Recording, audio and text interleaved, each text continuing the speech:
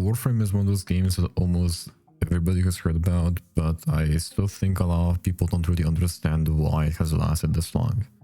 From the outside, it's easy to look at and think, okay, it's another free sci-fi looter shooter and it's been around like forever. And to be fair, yeah, it's free and it's been around for a long time. But I think the reason people still stick with Warframe is because once it clicks, it has a kind of speed, freedom, and style that a lot of other games just don't really have. So this video isn't really about one update or one build or one frame. It's about why Warframe as a whole just hits different. And I think it's one of those interesting things about Warframe that it's really easy to underestimate. If you've only seen running clips of it, or maybe you tried it years ago for like an hour and dropped it, it's probably felt like a lot of chaos. And with enemies everywhere, numbers flying around, and people just nuking rooms and seeing like flashy, colorful particles going off, and somebody flying through the map with the speed of light, it's very confusing. And especially if you don't know what you're looking at, it probably just looks like a lot of nonsense. But when you actually start playing it, and more importantly, when you start understanding it, the chaos starts to feel really satisfying. And I think that moment is when Warframe really just gets people. Not right away, but later. And that's why it starts turning from, this seems cool, I guess, to, okay, now I actually get why people have like thousands of hours in this game. The biggest reason for that, at least for me, is the movement. Warframe just feels fast, but in a way that a lot of games don't. Not fake fast, where your sprint animation looks quick, but you still feel heavy. I mean actually fast, like once the movement clicks, the whole game just starts to feel better. And you're not thinking, oh, okay, this is just to get me from point A to point B.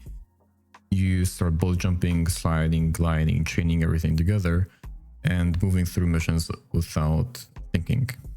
And that changes a lot, because in most games, movement is just here to get you to the next fight. But in Warframe, the movement is part of the fun.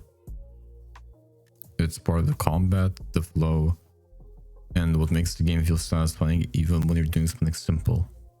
And that's also why it looks so good in videos. Even if the mission itself isn't that crazy, the game has so much built-in momentum that decent gameplay already looks kind of cool on its own.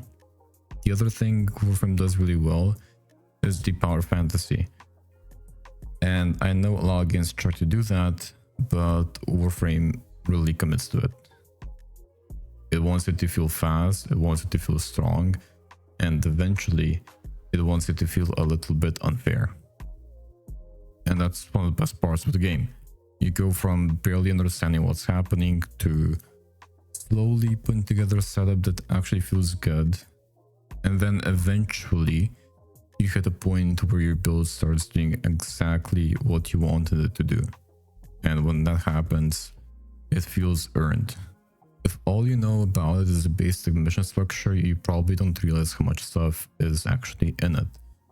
It's not just short missions and loot farming, there's open world areas, different systems to mess with, a lot more variety than people usually expect from a game like this, and that variety does help a lot. Because even if the core loop is what keeps people playing, having different spaces and different kinds of content makes the game feel less boxed in and just gives you that sensation, and it gives you that feeling that you can basically decide for yourself what you want to do on a certain day. And at the same time, I think it's part of the reason why Warframe gets underrated is because it can be that much overwhelming. And I don't even think that's a hot take. It can be. There's just so many systems in the game. You have frames, mods, weapons, quests, resources, crafting progression, open worlds, and side systems, and a lot more. And if you're new, that can feel kind of brutal. I think that's the biggest reason some people actually quit early. Not because the game has nothing to offer, not because it looks bad, but because it asks for patience before it really starts to open up. And that's the trade-off with Warframe. It gives you a ton of freedom, but freedom can feel messy when you don't know what matters yet. So if you leave too early, you kind of miss the part where the game starts showing you why people love it. But if you stay with it long enough, it starts opening up in a really satisfying way. And that's usually when the game gets its hook into people.